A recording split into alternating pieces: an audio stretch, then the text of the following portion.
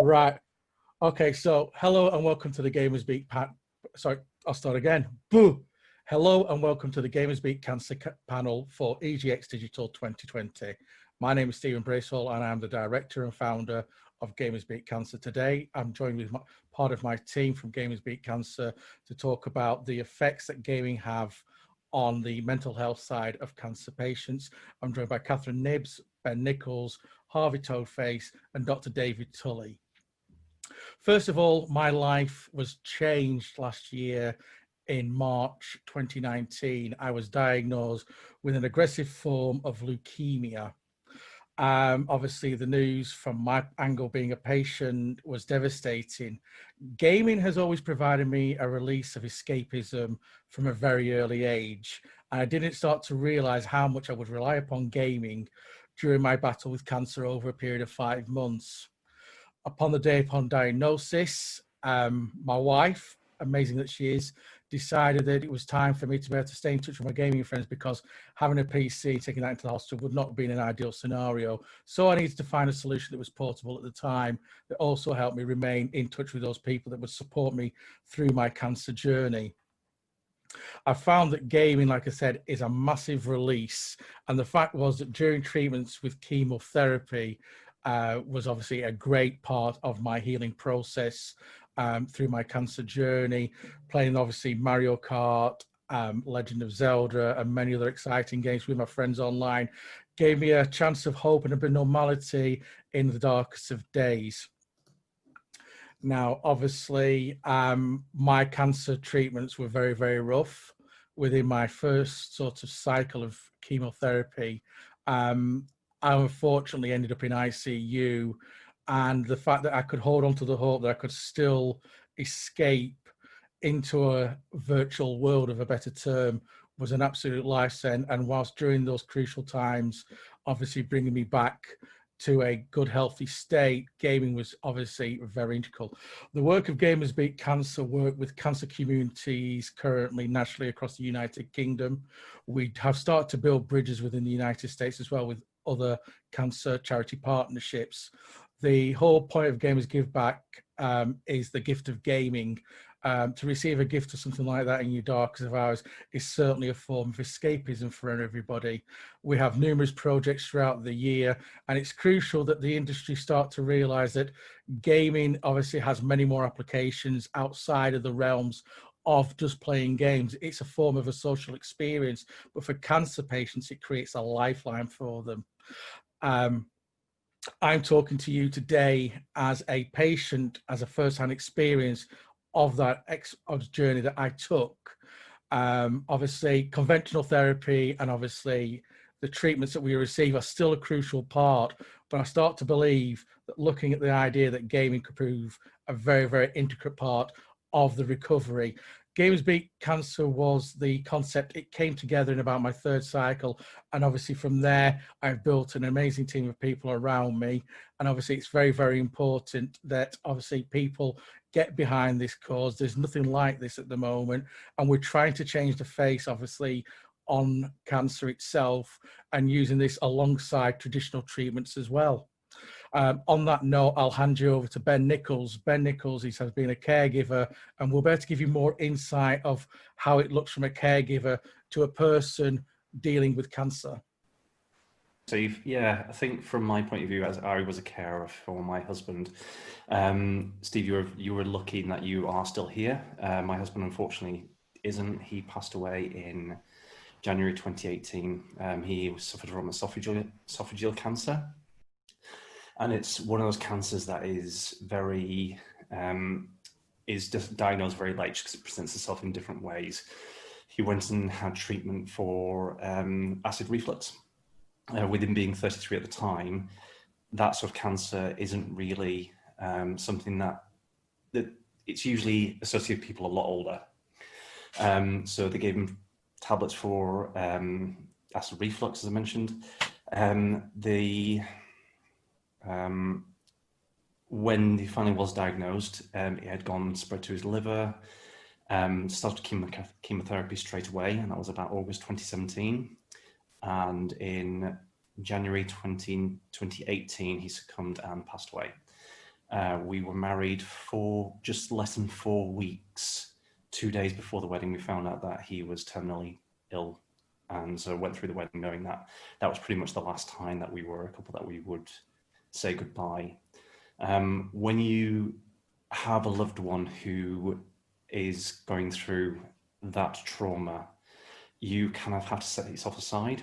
You kind of have to be carer, you have to be supporter, you have to be the be all and end all, which doesn't leave you enough room to, doesn't leave you a lot of space for yourself.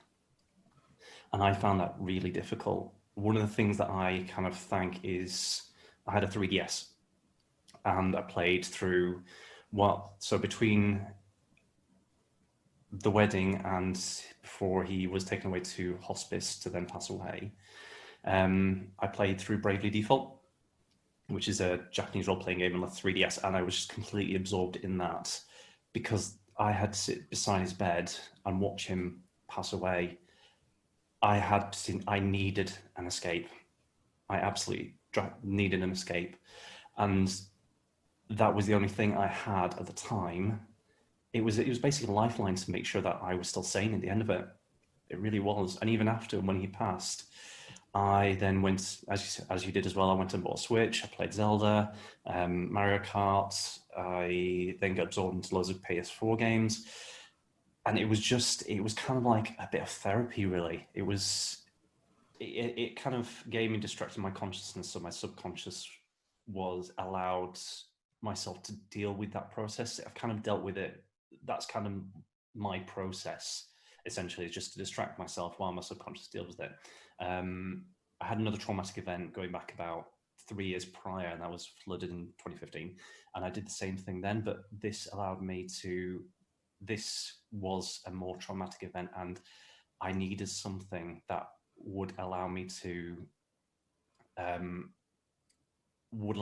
escape and deal with that trauma that as it was happening. I was still there for Paul, who was my husband's name.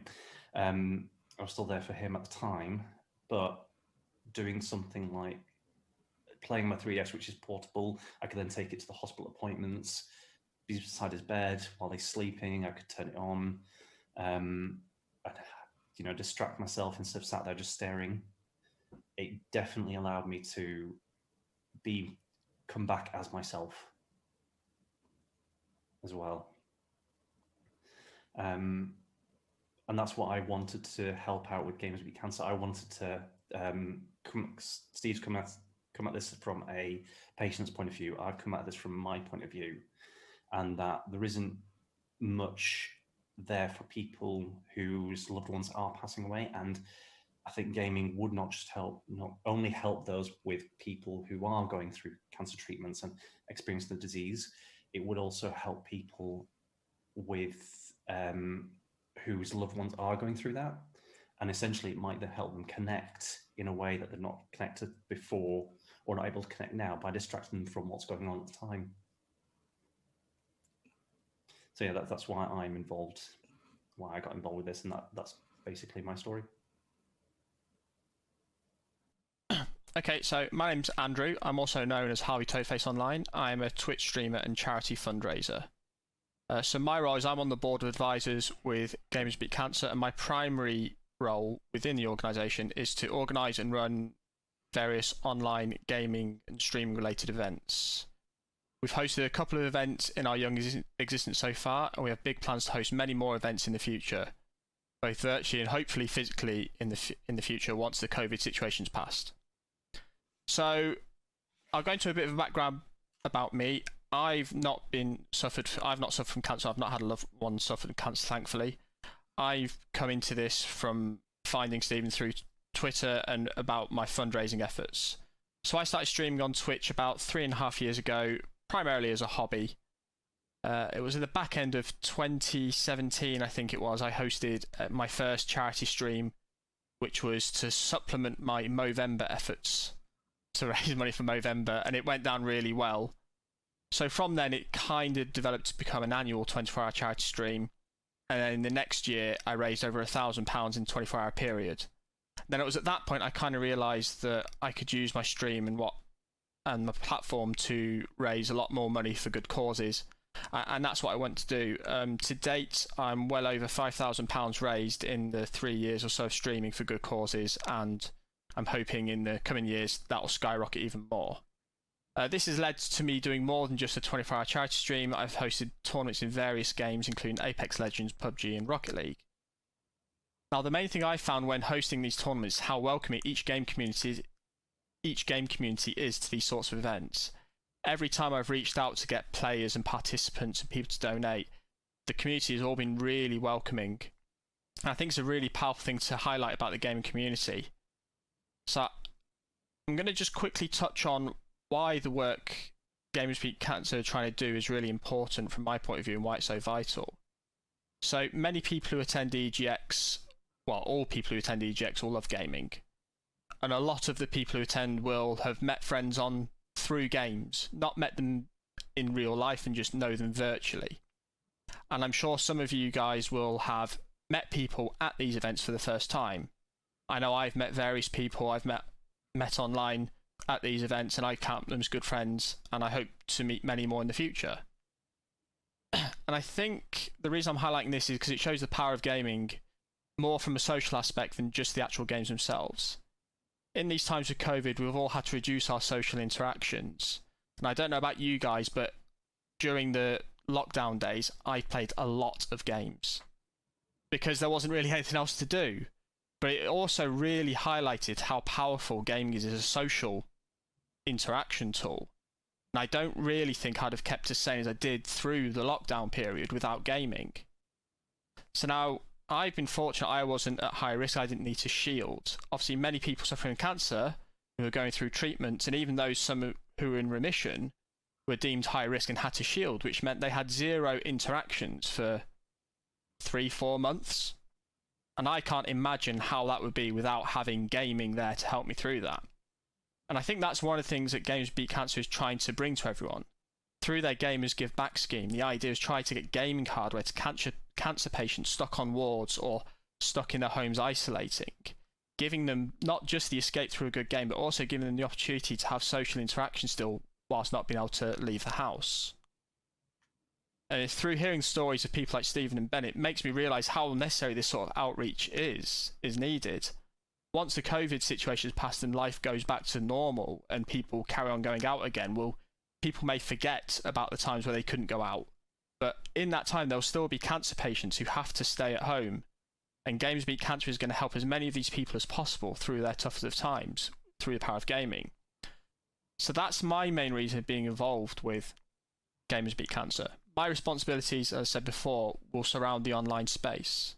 So over the coming months and years, we're going to host more charity streams, we're going to host more tournaments, and ultimately we're going to get games in front of more people whose lives will improve because of it. But I can't do that alone, and none of us here can do that alone. If you're a streamer and want to host a charity stream, if you have an old console that you could donate to us, reach out to us. I know that Games Beat Cancer are going to do a hell of a lot of good for a hell of a lot of people over the coming years. I hope I could play my small role in aiding that, and I hope that some of you people will be joining me at some point too. I'm now going to pass you over to Kath, who's going to go into more detail about the impact of the diagnosis and research into gaming being a valuable tool in the recovery process. Thank you, Andrew. So I'm Kath Nibbs. I am a child and adult trauma psychotherapist, which means that through my practice, I've seen many variations of illnesses that are terminal, as well as ones that don't result in that outcome. I'm also a clinical and academic researcher. I'm an author, and I am really interested in gaming and tech in therapy. I actually use games with my child and adult psychotherapy clients. That makes me one of very few female therapists in this country who actually does this. I'm also a podcaster, and because of that little bit of background, one of the things I'm going to do is talk a little bit about gaming and mental health, particularly in the circumstances of cancer in terms of the diagnosis, prognosis, interventions and recovery. But it means that I can also ask Stephen and Ben and Andrew and David questions as we go throughout this panel because obviously we're not doing this live, so we're not going to see the audience participation in the way that we normally would do on a panel. So just to give you a little bit of background, I've been interested in what we do online and why it has such an impact on us in basically our human development. And one of the things that has come to the forefront in much of the research and my writings is how much being in a world of gaming is facilitative to social interaction. And given that we're talking about COVID-19 and people being in lockdown, one of the things that has happened for many people with the diagnosis of cancer is it's meant that they've had to shield, which has that added layer of isolation, which doesn't necessarily mean a lot to people without these kind of diagnoses. So what this actually means is it's very, very frightening for people with cancer to have to stay isolated beyond the normal remits that most of us have to. So where some of us have been allowed to go out shopping, people who have a very vulnerable immune system, such as those with cancer, haven't been able to do this. So one of the bonuses is really being able to have that connection with people in a way that engages you with fun. And as Steve and Ben talked about, the kind of games that they played meant that during their healing process, and with Ben around his supportive supportive process to his partner, that what this actually meant is you had that facility to be able to kind of connect with other people. So research often shows that isolation is one of the biggest, if we like, destructive impacts on mental health, which is why COVID-19 has been such a crisis. But imagine for one moment that you are sat in a hospital and you have a diagnosis, and you could be a child or an adult, and that diagnosis now means that you can't be around your friends, your family physically. So what this actually means is that we need to have a system where we can support these patients, these children, these clients in a way that allows for this connection to still take place. Now, both Stephen and Ben talked about the portability. So you've probably quickly picked up that we were talking, or they were talking, should I say, about Nintendo Switches, the 3DS, and actually how this meant that you could actually have technology within your lap. We also know that laptops could be available, but right now they don't tend to be as cheap as it is for people to go out and purchase these items. So again, that kind of lends itself to the remit of what Gamers Beat Cancer is all about. So what I am going to do is I'm just going to ask a few questions of Stephen and Ben, if you don't mind, in terms of when you were gaming, Steve, what did it allow you to do in terms of managing the diagnosis, how you were feeling, and the fact that your wife was able to go and get you something that provided you with this companionship to your friends online? Yeah, it provided a form of escapism. What it did though as well, it gave me chance to get into an area whilst gaming. I could help obviously process those emotions, not suppress them, but being able to process them better through a game whilst talking with my friends, because obviously having that connection with them, being able to use obviously functionalities like Discords and Nintendo chats, I was able to talk to them, and they were just able to help me make myself feel better. And I think by gaming and that escapism, that the doctors there always believe that when you're fighting such a disease as cancer, if your mind is healthy, it can also help the body as well heal at a certain level, whether it be hearsay or not being able to prove scientifically. A positive and healthy mind can also help result in an equally healthy body, which is what you need to fight cancer.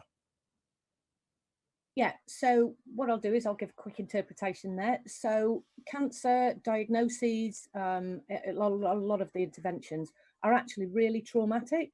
So to give you one line from the science, the way that we heal trauma is through relationships. So one of the things that you were able to do is continue those relationships in a virtual space.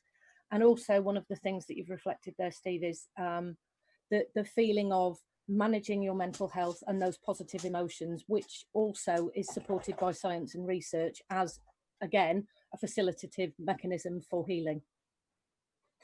So I'm just thinking about what was the hospital reaction like in terms of, you know, your wife disappearing off one day and bringing in this thing that you sat with and played on? Yeah. To be quite honest, what it was when I was diagnosed, I was called back in on the Friday, and I had to go in Friday evening, and I wasn't told anything. There was no information. What they'd done is taken a bone biopsy the day before, then released me home. But then there'd been an issue with the biopsy on the Friday when they phoned me back and said you need to come back. I was kept completely in the dark. I didn't know what was going on. My wife and myself, we spoke to the consultant. We were brought, obviously she was in the room at the time, and a nurse assistant came in with the doctor and brought the news that I had AML, which is acute myeloid leukemia, which explained is an aggressive leukemia that affects the blood and bone marrow in a human being. From that, I did crack jokes about my Nintendo Switch, saying, you know, I need some way to stay in touch, because I couldn't take an Xbox into hospital, even though there were the TVs there. I just needed something that was reliable and portable at the time. I did notice on the ward that I was on, there were other patients in similar situations that were gaming on a laptop, which they brought their own laptop and they were playing games like Sims. There was another gentleman who I think had brought in his PlayStation 4 even. But at the time, it was just, for me, it was just something portable, because obviously the Xbox had to remain at home because my wife needed her escapism. She certainly won't touch the gaming PC. So yeah, that is important, but it's a very cold, and unfortunately doctors have to be not emotionally attached to the patient, even though they want to be. And to be told that you've got a disease that's going to kill you if not treated correctly, yeah, there's no word to describe the feeling. It's just an empty void that you stare into after that. Mm-hmm. So I'm thinking actually the whole process, which we'll come to David with in a minute. So I will kind of hopefully wrap this up fairly soon. I'm just going to come to you, Ben, in terms of kind of the support that you have or haven't found. But what I'm hearing, Steve, is it sounds like that not only is Gamers Beat Cancer going to be this not-for-profit service that allows for people to have kit that they can play on in terms of, you know, donations that are made, but also in this whole process of being given a cancer diagnosis, we are talking about a ripple effect that isn't just about your leg is going to be fixed, it'll take 6 weeks. This is a really impending feeling of doom, and there's generally often no respawning. We are talking about, this is about a game, you know, the game of your life, and whether you level up, whether you actually succeed, is about that whole process in terms of the delivery of the news, the delivery of the prognosis, then the interventions, and all of that whole medical process of having chemicals, radiation, etc., etc. Yeah, So, I mean, the one thing that that I learned through the experience of cancer is that as a cancer patient, you're given pamphlets and they say, "Oh, we can get you counselling," but you can only have counselling when you're not obviously immune suppressed. Which during that time, you've only got the nurses and doctors to talk to, and the nurses try to make you feel better, but they don't understand you, they don't get you. Do you know what I mean? And when these therapy and counseling sessions, they should be intervening during the process, not after the process, because once the process is over, the damage is done. This way is about damage control. yeah. So in terms of the support that you got, Ben, one of the things that I'm going to bring to the table here is this LGBTQI community, where, you know, conversations that we've had outside of this panel are, you know, cancer does not really give a hoot about colour, creed or sexuality. And there's obviously within the LGBTQ community, the transition of gender can also have an effect, because people still have biological remnants of maybe the previous sex that they used to be, or the sex that they're going to be, that this can actually add that layer of complexity. So what support did you find in terms of LGBTQT and how this process was for you? I honestly didn't find anything. It was a complete desert of support for myself. I found quite quickly afterwards that I looked online and there were no specific support groups for my circumstance. There are cancer support groups out there, but they are for anyone to turn up. And being a gay man, I wanted a space that I felt safe in. I'm going there for support. I am feeling really emotional, really downtrodden, really vulnerable, and I wanted a safe space to be able to go to. And if I go to a space that I don't feel comfortable with, I wouldn't go. I just would not go. So when I had a look, there was no LGBT grief counselling groups. There was no cancer surviving groups. There was nothing there. Not even for people who are going through cancer.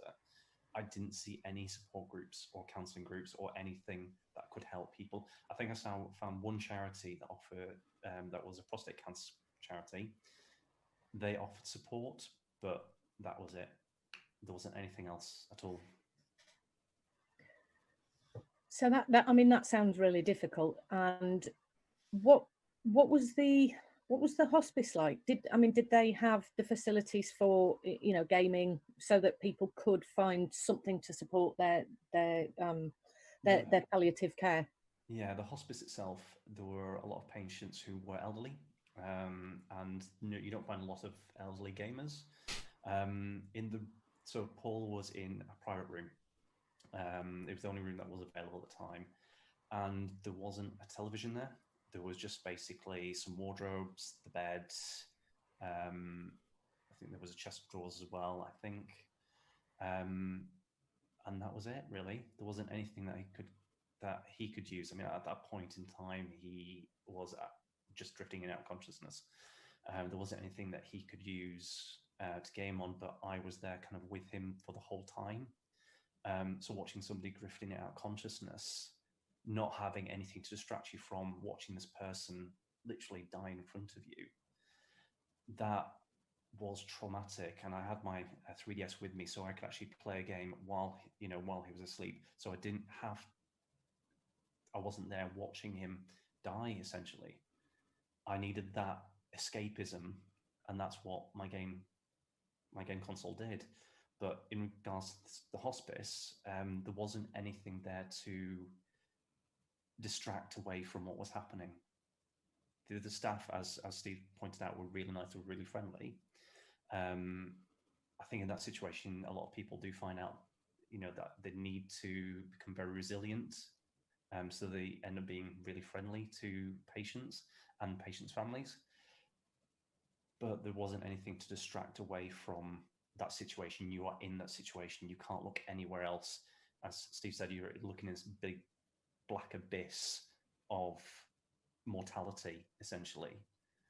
Because at that point, you are realizing that you are mortal. You go through life thinking you're immortal a lot of times. Death isn't something that we think about constantly, but in that point, you're there face to face with that mortality, and you need to be distracted away from that, because otherwise, you are going to fall into that abyss. So this really is the impact of trauma. It's highly distressing for the family, for the person suffering, the patient, for the people around them. And actually, this is the whole premise of Gamers Beat Cancer, Stephen. And I know we've talked about this loads outside of what we're doing here, and the fact that the gaming community. So I'm just going to ask Andrew a minute. In terms of the gaming community, the camaraderie that it brings, have you kind of found that the charities that come towards you are from any of these terminal related issues? In terms of the charities themselves, not many charities at all really know about the gaming space and know how to approach people in it. It's more the streamers and the creators who pick charities that are close to them. I think generally as a whole, sort of the gaming space is learning more about mental health and is being a lot more open to sort of accept it as a thing that people need to try and keep on top on. It's okay to not be okay type of things as well. But generally charities as a whole struggle, apart from a few select charities, they do struggle to really enter this sort of the gaming space and know how to take advantage of it, really. And I think obviously during the COVID situation, basically every charity out there had to stop all their fundraising events, and there was this clamour for everything to start looking online, but you had a lot of people who had no idea on what they're trying to get into, trying to all of a sudden figure out how they're going to make up shortfalls of potentially millions of pounds of fundraising in a very short time. And I worked with Shine Cancer Support with one of the events I did with Games Beat Cancer, and I know from speaking to them, they're quite a small charity and they were really struggling to figure out how to enter that space as well. So having something like this will help a lot of charities that Games Beat Cancer work with be able to enter the space. Okay, so in terms of what I'm really interested in, I'm looking at, you know, how we use technology to support people who have trauma, and obviously today talking about Gamers Beat Cancer, it's those people with cancer. So I'm going to kind of flick over to David now, who's been sitting really patiently and quietly, to kind of talk about the way that I've used particular technologies in therapy, such as VR, and you know the way that I could do gaming. That actually there is the potential here for gaming companies to team up, you know, hopefully with organisations and you know people like David and you know people like myself who work with children and adults going through these kind of traumas. That actually we could do something in a gamified way that reduces the fear, the terror, the unknown, that kind of stasis that you both mentioned, Ben and Stephen, about the diagnosis to the actual intervention, that there was this lag that you kind of had nothing to do. So, you know, I'm going to leave it to you, David, and then I'll probably come and ask you questions in terms of the VR and so on. No, that's great. Basically everything that you mentioned then, and what Steve mentioned about the lag, so to speak, you know, what's going to happen. Well, I think, you know, virtual reality is a prime candidate to just tell the story, but more tell the story of, oh, it's normal to feel like this, or this is what's going to happen. It may not be 100% accurate, but it's 99% there. And I think that's the idea of getting behind virtual reality, to train people. So I'm from an academic background. So previously spent the last 4 years at Liverpool John Moores as a senior lecturer, teaching games development using Unreal Engine, before that XNA and Monogame, and then just teaching the whole raft of game design, games programming, engine development. I left in January to start up my company, Scene Graph Studios, doing all things virtual reality, augmented reality, 3D modeling, but adding it, taking it from academia, from the whole, you know, gamification, and applying it to industry, applying it to construction, because I could see where Unreal Engine was going with it all for real-time visualization.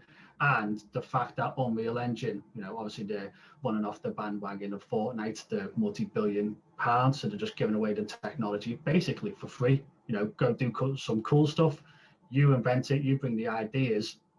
And that's part of the reason why I really wanted to get involved in, you know, Gamers Beat Cancer. So I'm going to say this kind of once, you know, social media works. I seen a post that was shared by a mutual friend of mine and Steve's, Kevin Smith from Yonder Cloud. And I was like, yes, such a simple idea, give consoles, but, you know, I've got a few consoles, I use the consoles. What else could we give as a company? So, you know, reached out to Steve, said, look, how can we get involved? How can we support this? And we just got chatting about how to potentially in the future take some of these gamification ideas, virtual reality, and then create some kind of either therapy, either it's through like, you know, actual movement therapy, physical therapy, or just mental health and well-being. You know, let's just escape for a while. And I think that's what I was like really interested and, you know, really looking forward to just getting my hands stuck in. But it's such a big task, you know, as everyone knows, like, what type of therapy do you go for? Is it physical? How much physical? Because a lot of times, like, I don't know if anyone plays Beat Saber, one of the best VR games ever. Cool. But if you say to someone, you know, throw on Beat Saber, it's a big task. How about if they can't, you know, use the muscles, you know, chemotherapy, like struggles with quite a few things. You don't want to just say, yeah, I'll play Beat Saber. That's your therapy. It's not. It needs to be thought about from an academic point of view, but then also just getting people's opinions about it from just like very small parts. But it's such a big plan and it's such a big task to even tackle in the first place. But I think like just Gamers Beat Cancer team is it's going to be very good. So, but yeah, that's where I kind of want to focus the time on letting people go through the story just so they can experience just a little bit, and then they won't be as scared. Because even the fight before this, like Kathy was mentioning about, young children going to hospital, and even Ben, you mentioned about, now with COVID, you can't just go into hospital for meetings. You got to have, Zoom calls, Skype calls with the doctor first. Then you got to go in, all the extra PPE protection. People are going to be scared, which understandably a lot of people are scared to go in the hospital. But if you can throw a VR headset on, especially a Quest where you don't need a PC, you don't need a laptop. A Quest is basically like free, Nintendo DS's put on top of each other. You can throw it in a bag, plastic Testo carrier bag, take it with you, throw it on, and then people can just experience the space before they actually go into it, get the nerves down. Because I'm pretty sure it's going to be a lot coming at you. So that's where I think VR is going to be most powerful in these situations. So yeah.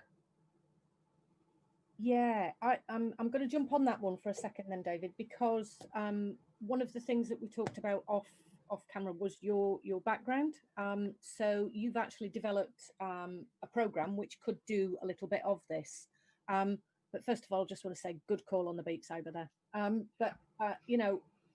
And I'm thinking actually people who are immunocompromised, and I am going off on a slight tangent here, which happens a lot. So I did say this would happen, Stephen. I apologise. So good. But people who are immunocompromised need to make sure that they're not exerting themselves too much, because if you raise the cortisol levels, actually it can have a negative impact. So obviously the right kind of VR programs. So sitting behind me, I've got my Oculus that I use with clients that's got a VR meditation app. So it's one of the first of its kind. And I know that there is an organization in the US that deals with Alzheimer's, patients with Alzheimer's, getting them to move about and do physical exercise. But what I'm not seeing is kind of what you designed with the simulation around radiographers. So do you want to just kind of explain what you've done there so that we can talk about that empathy, the reduction in cortisol for people who are scared, but also the opposite side of it for the medical staff? Yes, so we got approached by Birmingham City Uni through some contacts through Liverpool John Moores, and they wanted to develop a simulation, a VR simulation, a very small prototype that would basically keep nurses in radiotherapy, because there was a 60% drop-off rate. So nurses get trained, obviously NHS pay a lot of money, the government pay a lot of money, lots of time training to go into radiotherapy. But what they're not trained in is how to give bad news, how to deal with patients, and 60% of nurses just go find a different job. A lot of them go out of nursing altogether because it's just too much for them.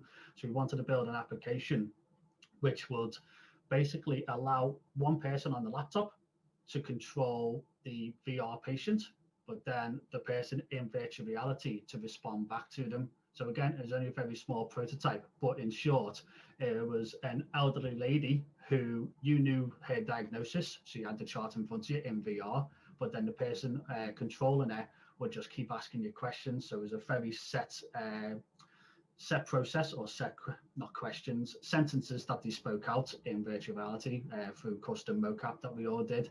But then there's a feedback loop. You could ask them questions such as, am I going to die? But then you can say it a lot more aggressively, less aggressively, and you just have to hear the response of the person in virtual reality. So it didn't go to actual testing due to COVID, so it's due to actually go to testing once everyone gets back into university. But from the next stage of that, what we went on to is to do an aggressive patient. So what they found was a lot of patients would need to drink a lot of water. So whenever they go get the scans, so they're waiting in the lobby for about an hour, bursting to go to the toilet.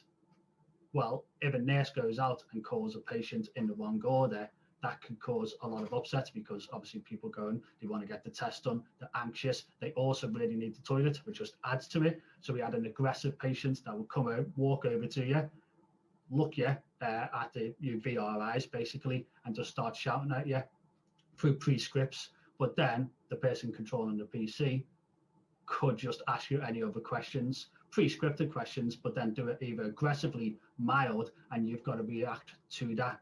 You can either be aggressive back, or you can just say, sorry, need to do this, this, and this. So it's that feedback of getting them through these multiple simulations. Even though there's only 2 simulations, it's just reacting back to them. And yeah, from people that we got to try it, they said, like, you know, it was weird how immersive it is, because it goes from sound. So we got some sounds of people just in an office, you know, doors slamming, people talking, but even just having the eyes of a VR character just look at you wherever you move. It's only subtle things. But yeah, so hopefully that would like pick up soon as COVID actually, you know, lets up, which is a bit depressing from that. But that's actually led us on to more of VR simulations. So we're working with a local company in Liverpool called Pathways to Work that are basically doing virtual reality interviews, that we're basically remaking what we've made for the nurse training, but to apply it to interviews. So people who haven't been in jobs for 10 years, people who've been in prison, you know, they haven't had an interview. They can do the work, they just haven't had an interview, or they have interviews, they just don't have enough experience of talking to someone. So we want to use that replication of simulations, and we believe, like, yeah, VR is the future of training, but then also lots of other stuff with AR may come into it. But it is it's crazy how fast you can make a VR simulation using game engines such as Unreal Engine, which you know, I suppose like everyone knows Unreal Engine, going through, especially the EGX already into it, some of the best games made for it. And that's why we chose, even as a university 6 years ago, to go with Unreal Engine, because of how immersive it will be for the future. So yeah. Great. Okay, so to kind of finish up, I'm going to go with a hashtag that I kept using on my podcast, I think last year, which is gaming for good. So the potential here for, you know, the result of this panel in kind of what we're talking about in terms of cancer patients, their families, the whole process from, you know, testing all the way through to recovery, and healing for those who don't recover is pretty much the remit of Gamers Beat Cancer. So Steve, did you want to just see us out with what the future holds? Sure. Well, I mean, the future holds is obviously we've got numerous projects that we're hopefully going to help change and shape the esports industry as well. We've also got software applications where we're working very closely with Dr. David Tully from SceneGraph. The Gamers Give Back project, though, is our main priority at the moment. There are families out there with some children that may not see the 19th birthday that need consoles. Our funds are only so deep. So rather than go and sell your console, why not actually give somebody the gift of gaming and help change a life out there? That is one of the particular hashtags that we're trying to get going, is hashtag the gift of gaming, because it is a priceless gaming. We've got so many exciting projects. This is something that I hope the industry will watch this and keep watching this space as we develop over the years, because we've got so much more to give and so much more to come. 1, 2, 3. It's a great start. Love it.